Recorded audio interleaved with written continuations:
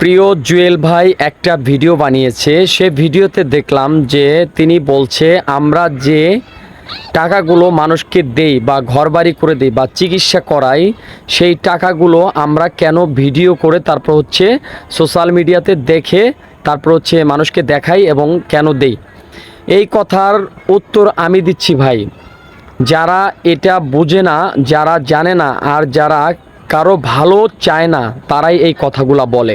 কারণ এই যে আপনি প্রতি মাসে লক্ষ লক্ষ টাকা মানুষকে দিচ্ছেন এবং এই টাকাগুলো দিয়ে যে মানুষ উপকার পাচ্ছে, এই টাকাগুলো কি আপনি নিজে ইনকাম করে দিতে পারবেন, বা আপনার মতো যারা আছে তাদের বাপদাদার সম্পদ বিক্রি করে দিবে?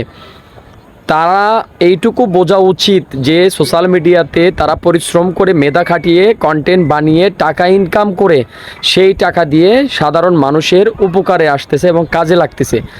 এরকম ধরনের মন মানসিকতা কয়জনের আছে? যারা এরকম ধরনের কথা বলে তাদেরকে বলেন না তারা একটু এরকম উপকার করে দেখায়, কারো 5-10 হাজার টাকা দিয়ে দেখুক, কারো চিকিৎসার একটা দায় দায়িত্ব নিয়ে দেখুক, কারো একটা ঘর বাড়ি করার দায় দায়িত্ব নিয়ে দেখুক।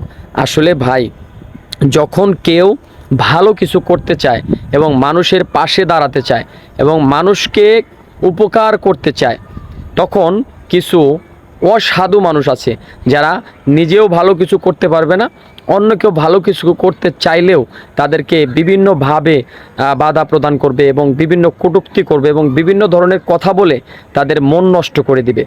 আমি তাদের উদ্দেশ্যে একটা কথা বলতে চাই, যারা এইসব কথা বলেন তাদের এরকম কোনো যোগ্যতা নেই যে জুয়েল ভাই, মুজাহের ভাই এবং আমরাও মানুষ এরকম। তারপর আমাদের প্রথম যিনি ছিলেন মানবতার ফেরিওয়ালা শওকত হোসেন ভাই, তারপর আমাদের পারভেজ ভাই, এদের মতো মানুষ আমরা বাংলাদেশে খুবই কম দেখতে পাই। কারণ এনারা আছে বলেই অনেক অসহায় মানুষ এবং গরিব দুঃখী মানুষরা অনেক উপকারে তাদেরকে কাছে পায় এবং অনেক বিপদে তাদেরকে কাজে লাগাতে পারে।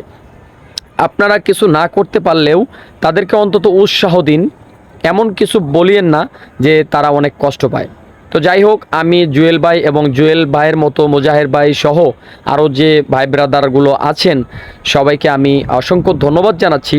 আপনাদের মতো মানুষ আজকে আছে বলেই আমরা সোশ্যাল মিডিয়াতে ভালো কিছু দেখতে পাই, শিখতে পাই এবং আপনাদের এত পরিশ্রমের এবং মেধার যে একটা ফল আপনারা দিচ্ছেন সেটা কিন্তু ইহকাল না হলেও পরকালে একদিন ঠিকই পাবেন। এখানে অনেকে বলতে পারে নিজের স্বার্থের জন্য কাজ করে। হ্যাঁ, স্বার্থও আছে এখানে, মানুষের স্বার্থ থাকলেও অনেক বেশি দান এবং অনেক বেশি উপকারের জন্যই বেশি কাজ করা হয়। ধন্যবাদ সবাইকে।